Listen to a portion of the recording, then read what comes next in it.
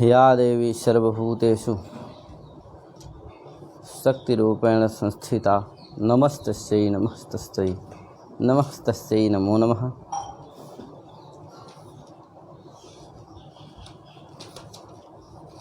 पुनः अद्य भवतां समेषां पुरतः अहम् उपस्थितोऽस्मि।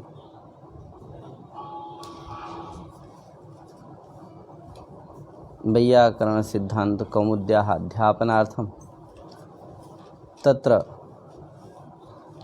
भवतां समेषां स्वागतम्। एवञ्च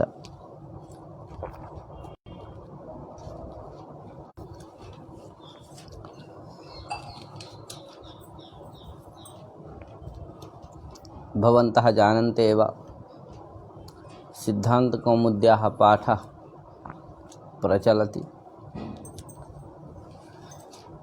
तत्र ये शृण्वन्ति, ये पश्यन्ति, ये च अनन्तरं पश्यन्ति, ये अत्र संयुक्ताः सन्ति। द्विवेदी महाभागाः एवं अन्येपि तेषां समेषां स्वागतम्। एवञ्च समूहस्य अस्य संस्थापकानामपि हार्देन धन्यवादं विज्ञापयामि।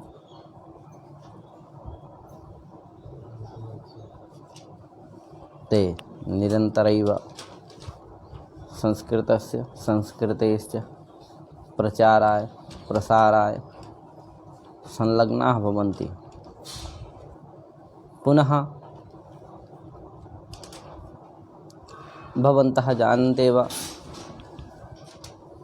वैयाकरणसिद्धान्तकौमुद्याः अध्यापनं प्रचलति। वैयाकरणसिद्धान्तकौमुदी का अध्यापन चल रहा है। उसमें तत्रापि उपदेशे अजन्नासिक इदं सूत्रं प्रचलति। उपदेशे अजन्नासिक इति सूत्रस्य वृत्तौ दीक्षित महोदयेन यल्लिखितम्। उपदेशे अन्नासिको जिस संज्ञा स्यात् प्रतिज्ञान्नासिक्याः पाणिनीयाः लणसूत्रस्थावरणेन सह उच्चार्यमाणो रेफोरलयोः संज्ञा प्रत्याहारे स्थितां न ग्रहणम् अनुनासिक इत्यादि निर्देशात् तत्रैव पाठः प्रचलति। भट्टो दीक्षित ने जो वृत्ति लिखी है प्रत्याहारे स्थितां न ग्रहणम् अनुनासिक इत्यादि निर्देशात्, है कि नहीं? इसी पर विचार चल रहा है कि र प्रत्याहार कहने से रलयों का बोध होता है, रटला नाम का बोध नहीं होता। क्योंकि टकारस्य यद्यपि मध्यगतत्वं वर्तते, टकार यद्यपि मध्यगामी वर्ण है किंतु वह इत् संज्ञक वर्ण है और नियम है, ज्ञापक है कि प्रत्याहारे स्थितां न ग्रहणम् अनुनासिक इत्यादि निर्देशात्। प्रत्याहारों में इत् संज्ञक वर्णों का ग्रहण नहीं होता है अनुनासिक इत्यादि निर्देशात्, ऐसा दीक्षित महोदय ने लिखा है। हमने कल बताया था कि अनुनासिक इत्यादि निर्देशात् मतलब क्या है। प्रत्याहार में इत् संज्ञक वर्ण का ग्रहण नहीं होता है।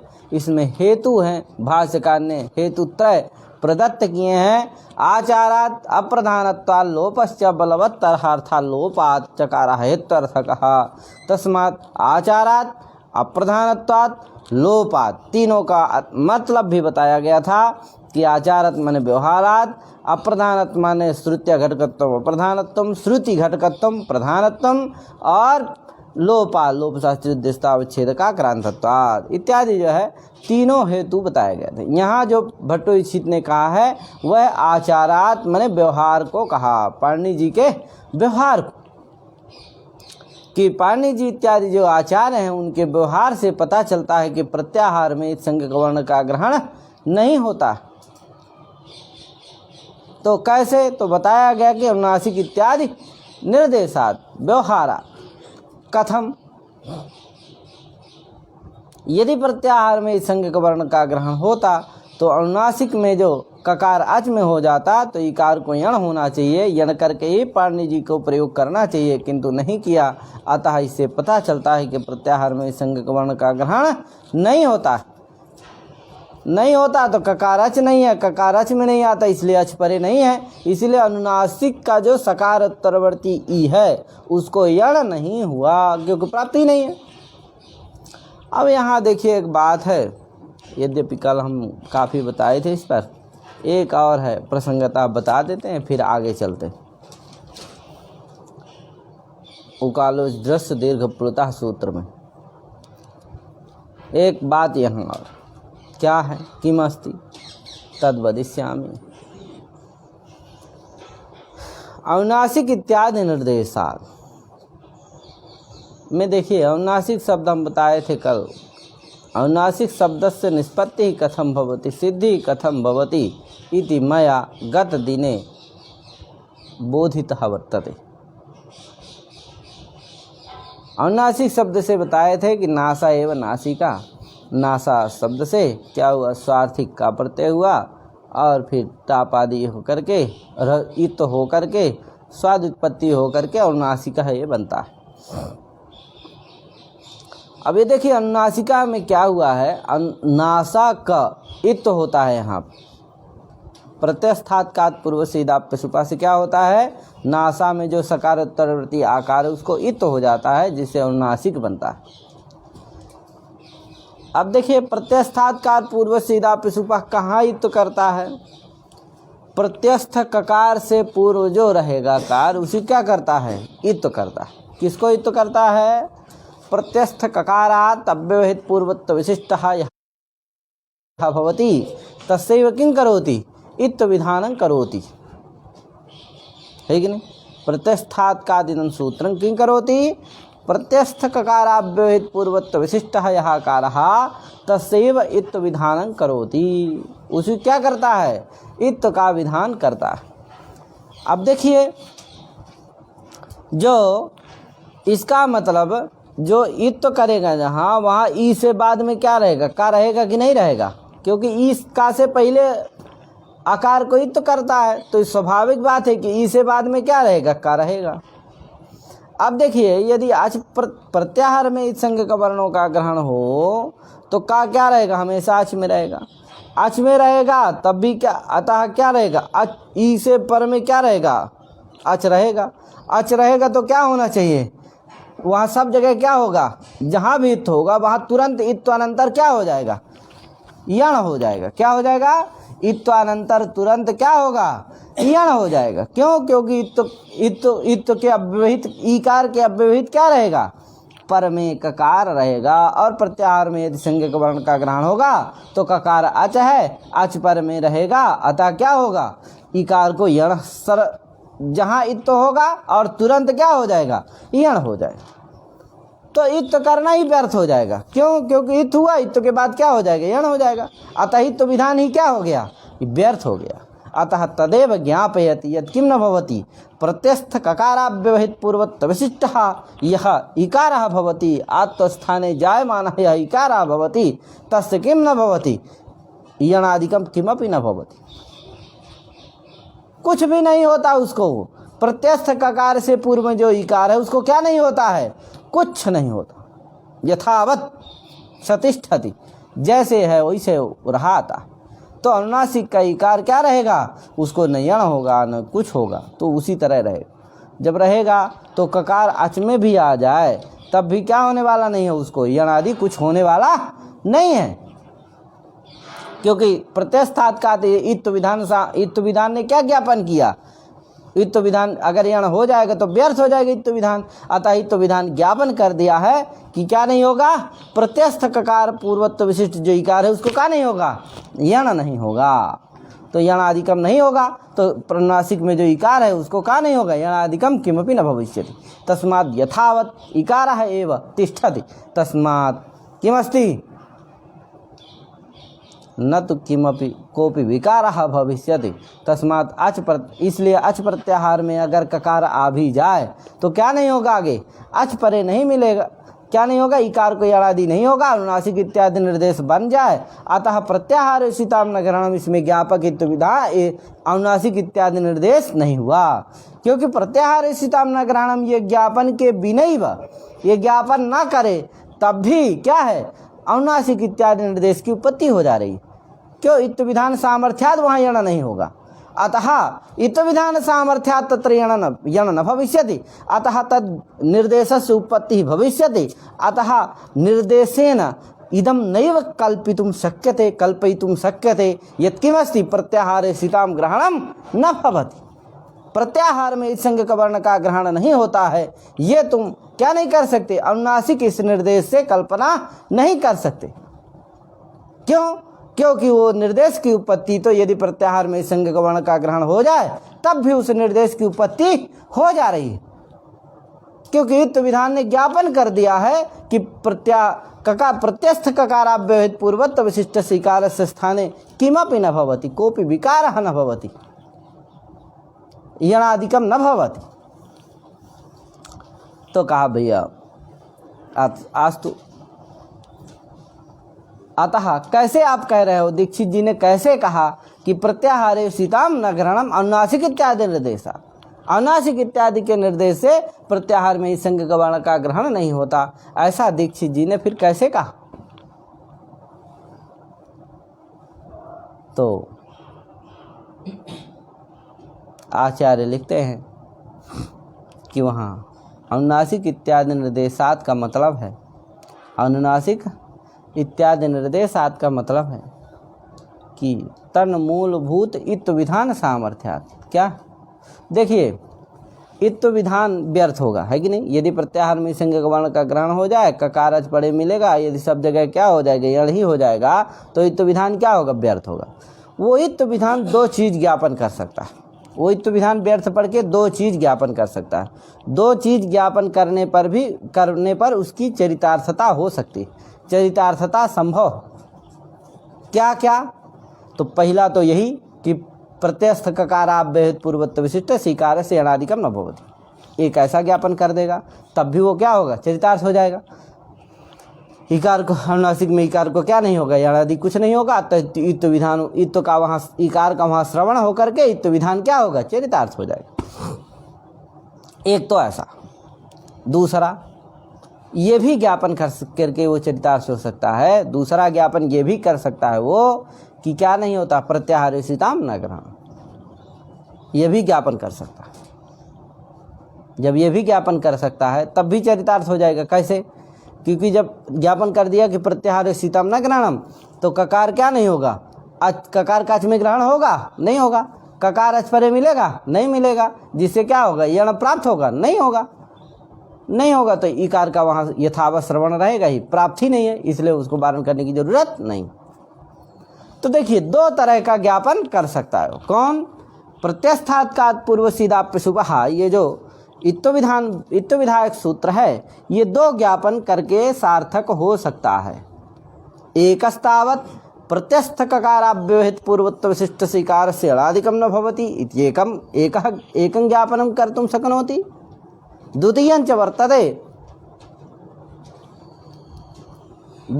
वर्तते प्रत्याहारे सीताम न ग्रहणम्। अब बताइए कि इनमें कौन सा ज्ञापन करे वो, श्रेष्ठः कः वर्तते,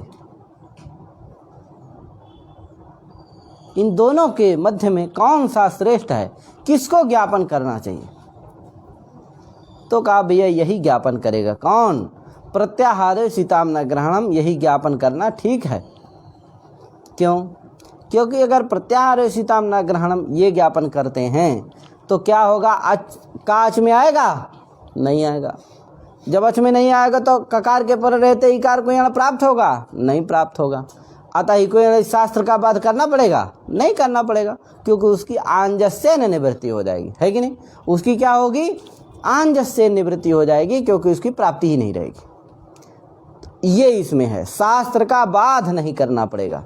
प्रत्याहारे सीताम न ग्रहणम यदि एतादृशम ज्ञापनम करोति प्रत्यस्थात्कात् पूर्वस्येति विधानम तदा इको इति शास्त्रस्य बाधा नैव करणीयो भविष्यति, है कि नहीं, इति महल्लाघवम भवति। और यदि किं करोति प्रत्यस्थात्कात् पूर्वस्य इदाप्यसुपः इति ज्ञापनं करोति इत्विधानात् यत् प्रत्यस्थ ककाराभ्येत् पूर्वत्व विशिष्ट स्वीकारस्य अणादिकं न भवति इति एतादृशं यदि ज्ञापनं करोति तदा किं भवति इति एतादृशं यदि ज्ञापनं करोति तदा किं भवति तदा इको यणच इति शास्त्रस्य बाधा करणीया भवति। इको यणच इति शास्त्र का बाध करना पड़ेगा। कैसे बाध करना पड़ेगा? क्योंकि देखिए इसका मतलब क्या है, इको यणच ककार अच में आ जाएगा, ककार परे रहते यण प्राप्त है, वो उसको ये क्या करेगा, इको यणच शास्त्र से यण प्राप्त है, उसको इसने क्या करेगा, रोकेगा। अरे नहीं, ये तो विधान सामर्थ्यात् यणादिकम न भवति। अतः क्या करना पड़ा, इको यणच इति शास्त्र का बाध करना पड़ा। प्राप्त है उसको रोका, है कि नहीं। और अगर प्रत्याहार सीताम न ग्रहणम अगर ये ज्ञापन कर देता है तो प्रत्याहार तो क्या इको यणच शास्त्र की प्राप्ति ही नहीं रह जाएगी। कहाँ, अनुनासिक में, है कि नहीं। क्यों? क्योंकि ककार अच में नहीं आएगा, अच में नहीं आएगा तो इको यणच अच पर नहीं मिलेगा, जिससे यण की प्राप्ति ही नहीं है, इको यणच शास्त्र की प्राप्ति ही नहीं है। अतः उसका बाध नहीं करना पड़ेगा, शास्त्र का बाध नहीं करना पड़ेगा इस पक्ष में। तस्मात् महल लाघवम वर्तते, अतः लाघवात् प्रत्याहारे सीताम न ग्रहणम इत्येव ज्ञापनं करिष्यति। केन सूत्रेण? आंजस माने होता है सरलता, क्या अत्यंत सरलता से, ठीक है। तो क्या होगा, शास्त्र का बाध नहीं करना पड़ेगा और निर्देश की उत्पत्ति भी हो जाएगी, इत विधान की सार्थकता भी हो जाएगी। तस्मात् किमस्ति इत विधानं किं ज्ञापनं करिष्यति प्रत्याहारे सीतां न ग्रहणम इत्येव ज्ञापनं करोति अनुनासिक इत्यादि निर्देशात्। इत विधानं किं ज्ञापनं करोति प्रत्याहारे सीतां न ग्रहणम इति। कहा भैया अगर इत विधान ही ज्ञापन कर रहा है प्रत्याहारे सीताम न ग्रहणम, तो आप भट्टोजीत ने ये क्यों कहा कि अनुनासिक इत्यादि निर्देशात् प्रत्याहारे सीताम न ग्रहणम? क्या कहना चाहिए उनको, इत विधान सामर्थ्यात् प्रत्याहारे सीताम न ग्रहणम, है कि नहीं। क्योंकि ज्ञापन तो कौन कर रहा है, इत विधान। इत विधान ही क्या ज्ञापन कर रहा है, प्रत्याहारे सीताम न ग्रहणम। प्रत्याहार में इस संज्ञक वर्ण का ग्रहण नहीं होता, ये कौन ज्ञापन कर रहा है, इत विधान। अतः भट्टोजीत को कहना चाहिए कि इत विधान सामर्थ्यात् प्रत्याहारे सीताम न ग्रहणम। उनको क्या नहीं कहना चाहिए, उनको ये बात नहीं कहना चाहिए कि प्रत्याहारेषु अनुनासिक इत्यादि निर्देशात् प्रत्याहारे सीताम न ग्रहणम। किंतु दीक्षित जी ने तो वृत्ति में लिखा है प्रत्याहारे सीताम न ग्रहणम अनुनासिक इत्यादि निर्देशात्। उस वृत्ति का मतलब क्या है, कुत्र तात्पर्यं वर्तते तस्याः वृत्तेः तरहि वदामि भो। उस वृत्ति का मतलब है, भट्ट नागेश ने उस वृत्ति का मतलब लिखा कि अनुनासिक इत्यादि निर्देशात् का मतलब है तन मूलभूत इत विधान सामर्थ्यात्। क्या लिखा है, तन मूलभूत इत विधान सामर्थ्यात्। अनुनासिक का जो मूलभूत है, देखिए अनुनासिक कब बनेगा, जब इत होगा। अनुनासिक कब बनेगा, जब इत होगा। अतः अनुनासिक इस निर्देश का मूलभूत क्या है, इत विधान। अनुनासिक इस निर्देश का मूलभूत क्या है, इत विधान। अतः अनुनासिक इस निर्देशस्य यद् मूलभूतं वर्तते इत विधानं तत्सामर्थ्यात् प्रत्याहारे सीतां न ग्रहणम्। ऐसा समझना चाहिए, समझे कि नहीं। तो तन मूलभूत इत विधान सामर्थ्यात् प्रत्याहारे सीतां न ग्रहणम्, ये उसका मतलब है। उसका मतलब है तन मूलभूत माने अनुनासिक इत्यादि निर्देश मूलभूत जो इत विधान है तत्सामर्थ्यात् प्रत्याहारे सीतां न ग्रहणम्।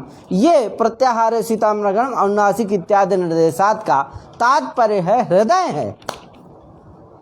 अतः अनुनासिक इत्यादि निर्देशात् प्रत्याहारे सीतां न ग्रहणम्, इसका मतलब क्या कहेंगे, अनुनासिक इत्यादि मूलभूत इत विधान सामर्थ्यात् प्रत्याहारे सीतां न ग्रहणम्। अर्थात प्रत्यस्थात्कात् पूर्वसीदाप्यसुपः इत्यत्र इत्यनेन इत विधान सामर्थ्यादेव इत विधान सामर्थ्यात् ज्ञायते यत् प्रत्याहारे सीतां न ग्रहणम्।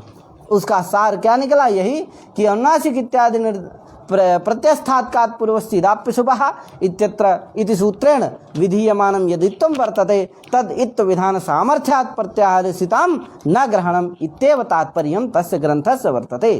तस्य हार्दं वर्तते।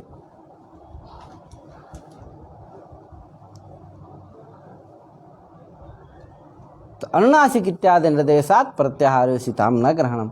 इस पंक्ति का सार बताया गया। शास्त्रेषु यथा लिखितं वर्तते तत् मया अति संक्षेपेण प्रतिपादितं वर्तते।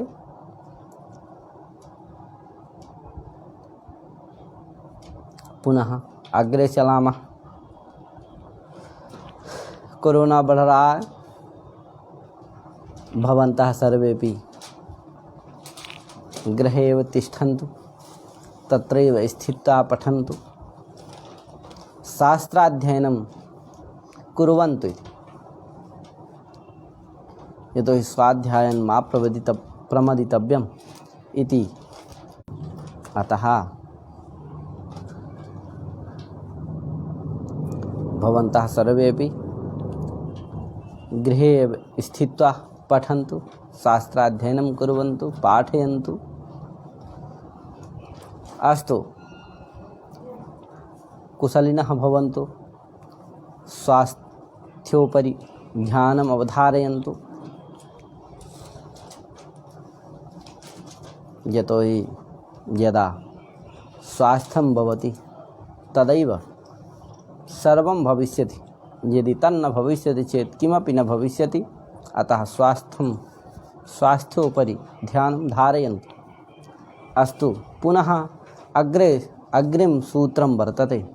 अस्तु, एकम् इतोपि वर्तते। उपदेशे अजनुनासिक इदं सूत्रं वर्तते। उपदेशे अजनुनासिक इति। उपदेशे अजनुनासिक इति ये सूत्र है, ये कैसे अच की संज्ञा करता है? जो अनुनासिक अच है। किसकी संज्ञा करता है? अनुनासिक अच की संज्ञा करता है। इसका मतलब अनुनासिकत्व ज्ञान जब तक नहीं होगा तब तक इस संज्ञा माने अनुनासिकत्व विशिष्ट अच नहीं होगा तो इसकी संज्ञा नहीं होगी। तो इसका मतलब अनुनासिक का ज्ञान होना जरूरी है। तो अनुनासिक बताने वाला सूत्र कौन सा है? मुख नासिका वचनो अनुनासिक। सूत्र क्या है? अनुनासिक संज्ञा करने वाला अनुनासिकत्व ज्ञापक अनुनासिकत्व बोधक सूत्र कौन सा है? भगवान पाणिनि जी ने सूत्र बनाया है मुख नासिका वचनो अनुनासिक, है कि नहीं? अतः अनुनासिक संज्ञा सूत्र का, अनुनासिक संज्ञा विधायक सूत्र का क्या करना चाहिए? उपदेशे अजनुनासिक इस सूत्र के तुरंत पहले क्या करना चाहिए? उसको बताना चाहिए। क्यों? क्योंकि वो उपजीव्य है। क्या है? उपजीव्य है, कारण है। क्योंकि बिना अनुनासिकत्व ज्ञान के क्या नहीं हो सकता है? उपदेश अजनुनासिक इस सूत्र का वाक्यार्थ बोध नहीं हो सकता, क्योंकि उसमें घटकतया प्रविष्ट है अनुनासिकत्व, अनुनासिकी। अतः यावत् पर्यन्तम अनुनासिकत्व पदार्थ ज्ञानम न भविष्यति तावत् पर्यन्तम उपदेश अजनुनासिक इति सूत्र से वाक्यार्थ बोधो न भविष्यति। उपदेश अजनुनासिक इति सूत्र से वाक्यार्थ बोधः कदा भविष्यति? यदा अनुनासिकत्व ज्ञानं भविष्यति। अनुनासिकत्व ज्ञानं केन भविष्यति? मुखनासिका वचनो अनुनासिका इति सूत्रेण। अतः अनुनासिक संज्ञा सूत्रम मुखनासिका वचनो अनुनासिका इति सूत्रम प्रथमं वक्तव्यं। किंतु किमर्थं दीक्षित महोदयेन तन्नोक्तं पूर्वं किमर्थं नोक्तम् इति चेत् वदामि। अनुनासिक संज्ञा सूत्रं मंद प्रयोजनम् अतएव तन्नोक्तम्। अनुनासिक संज्ञा सूत्रं किमस्ति? मंद प्रयोजनम् अस्ति। अर्थात तात्पर्यमस्ति अनुनासिकत्वस्य ज्ञानम्, अनुनासिक पदार्थस्य ज्ञानम्। अनुनासिक पदार्थ का ज्ञान, अनुनासिकत्व का ज्ञान कैसे हो जाएगा? बिना सूत्र के ही हो जाता है, बिना सूत्र के ही हो जाता है। अतः अनुनासिक संज्ञा सूत्र क्या है? मंद प्रयोजन। कैसे हो जाता है बिना सूत्र के? तो कहा अनुनासिक शब्द है, इसी से ज्ञान हो जाता है। अनुनासिक शब्द के द्वारा ही क्या हो जाता है? अनुनासिकत्व ज्ञान हो जाता है। क्योंकि अनुनासिक शब्द की व्युत्पत्ति है नासिकाम अनुगतः अनुनासिका, नासिकाम अनुगतः अनुनासिका, अर्थात नासिकाम अभिहत्य वायुना अभिवंजितः अनुनासिका, नासिकाम अभिहत्य वायुना अभिव्यंजितः अनुनासिका। एवं भूतः यः वर्णः भवति स अनुनासिकः भवति। तर्हि अनुनासिकत्व विग्रहादेव अनुनासिक शब्द व्युत्पत्ति बलादेव अनुनासिकत्वस्य अनुनासिक पदार्थस्य ज्ञानं भविष्यति। अतएव दीक्षित महोदयेन अनुनासिक संज्ञा विधायक सूत्रम नैव प्रथमम् उक्तम्। अनुनासिक संज्ञा सूत्रं तु मंद प्रयोजनं वर्तते। अनुनासिक संज्ञा सूत्र मंद प्रयोजन, मंद प्रयोजन का मतलब है मंदेषु प्रयोजनम मंद प्रयोजनम, न तो मंद प्रयोजनमस्ति मंद प्रयोजन। अन्यथा सूत्रस्य मंदत्व द्वारा भगवान पाणिनि भगवतः पाणिनेरपि मंदत्वापत्ति। अतः मंद प्रयोजनम अस्य इति विग्रह नास्ति मंद प्रयोजनम अस्य अपितु मंदेषु प्रयोजनम मंद प्रयोजन। अर्थात जो मंद हैं, मंद बुद्धि के हैं, उनको बताने के लिए मुखनासिकावचननासिक संज्ञा ये सूत्र है। न तो मंदेश जो व्युत्पन्न लोग हैं वो तो अनुनासिक शब्द की व्युत्पत्ति से ही उनको अनुनासिक का ज्ञान हो जाएगा। अतएव दीक्षित महोदय ने अनुनासिक संज्ञा विधायक सूत्र को पहले नहीं कहा है, पहले नहीं पढ़ा। अतः अनुनासिक संज्ञा सूत्रम मंद प्रयोजनम। अनुनासिक शब्द की व्युत्पत्ति क्या है बता दिया मैंने। नासिकाम अनुगतः अनुनासिकः, नासिकाम अभिहत्य वायुना अभिव्यंजितः अनुनासिकः। नासिका का विघात करते हुए जो वायु के द्वारा कंठ तालवादी तत्तद स्थानों से अभिव्यक्त होता है वही क्या है अनुनासिक होता है। अतः वही तो अनुनासिक है जो क्या हो नासिका के द्वारा, नासिका और तालवादी स्थानों के द्वारा वायु के द्वारा अभिव्यंजित हो, वही क्या है अनुनासिक है। अतः अनुनासिक का ज्ञान इस तरह से हो जाता है। अनुनासिक शब्द की व्युत्पत्ति से ही अनुनासिकत्व का ज्ञान हो जाता है। इसी के लिए अनुनासिक संज्ञा सूत्र को पहले नहीं कहा। अतः अनुनासिक संज्ञा सूत्रम मंद प्रयोजन।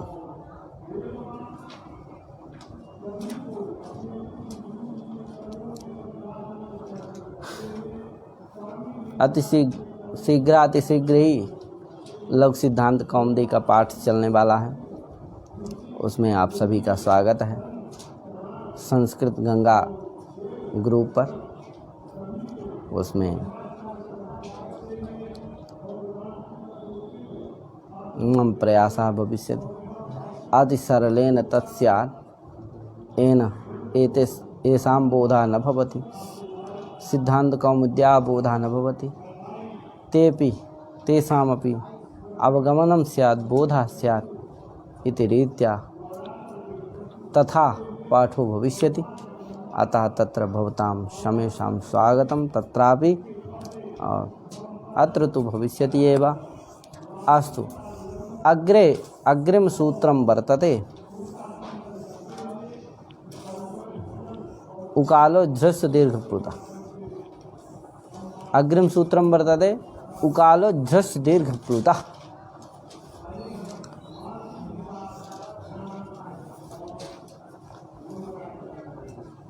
त्रिपदात्मकम् इदं सूत्रम वर्तते। ये 3 पद का सूत्र है। उकालः आच ह्रस्व दीर्घप्लुतः, 3 पद का सूत्र है। उकालः आच ह्रस्व दीर्घप्लुतः। उकाला है ये क्या है समस्त है, अच क्या है प्रथमांत है, ह्रस्व दीर्घप्लुतः ये भी समस्त प्रथमांत है, उकाला ये भी समस्त प्रथमांत है। अतः उकालः आच ह्रस्व दीर्घप्लुतः ये क्या है 3 पद का ये सूत्र है। त्रिपदात्मकम् इदं सूत्रं वर्तते। अस्तु, अद्य एतावदेव उक्त्वा अहं विरमामि। श्वः पुनः भविष्यति। यतोहि किञ्चित् लम्बायमानमस्ति, अतः तत् प्रारम्भतः श्वः भविष्यति। अस्तु, एवमेव पाठो भविष्यति इत्येव उक्त्वा अहं विरमामि। भवतां समेषां स्वागतं, धन्यवादः। हरि ओम्। श्वः पुनः भविष्यति। जय श्री राम। महादेव।